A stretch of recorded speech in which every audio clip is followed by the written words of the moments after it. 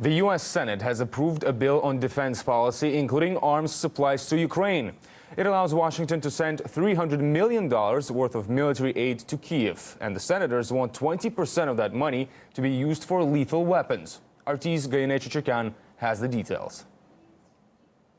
Time and time again, U.S. lawmakers have pushed the Obama administration to send lethal weapons to Ukraine so that Kyiv can use them against the rebels. They gave President Obama the authority to do that last year, but the president hasn't used that authority, to the disappointment of the hawks in Congress and the Ukrainian government as well.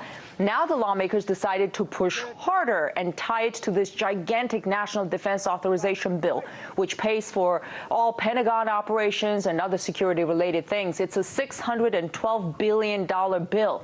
President Obama has already threatened to veto that bill, but for reasons other than Ukraine. The bill will make it, for example, more difficult for the Obama administration to close Guantanamo.